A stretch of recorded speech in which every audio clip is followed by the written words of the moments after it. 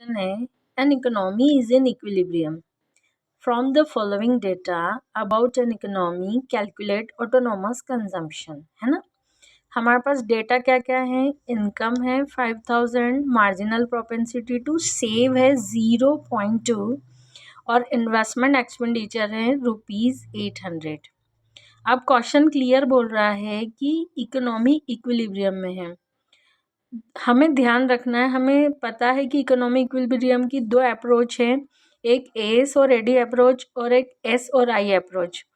यहाँ पर हमें एस आई अप्रोच के डेटा नहीं मिल रहे हैं पर एस एडी अप्रोच के डेटा मिल रहे हैं, तो हम इकोनॉमी को इक्विलिब्रियम में कर लेंगे S is equals to AD से।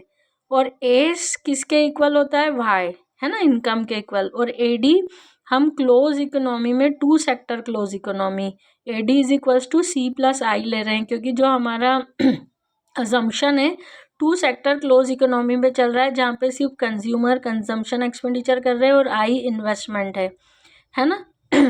इसके बाद हमें क्वेश्चन में वाई गिवन है 500 और सी जो है कंजम्पशन फंक्शन, आप लोगों को पता होगा कि सी का फॉर्मूला है constant C plus B Y, है ना। आई यानी इन्वेस्टमेंट गिवन है। अब कांस्टेंट सी यानी ऑटोनोमस कंजम्पशन, जब इनकम ज़ीरो होती है तब भी हमें कुछ इकोनॉमी में एक्सपेंडिचर होते हैं, इनकम लेवल ज़ीरो हो तो भी कुछ एक्सपेंडिचर होते हैं, वो कांस्टेंट सी होते हैं, वही हमें कैलकुलेट करना है। तो सी का फॉर्मूला कंजम्पशन फंक्शन से constant C plus B Y. अब यहाँ पर बी का मतलब होता है M P C, B means M P C, है ना।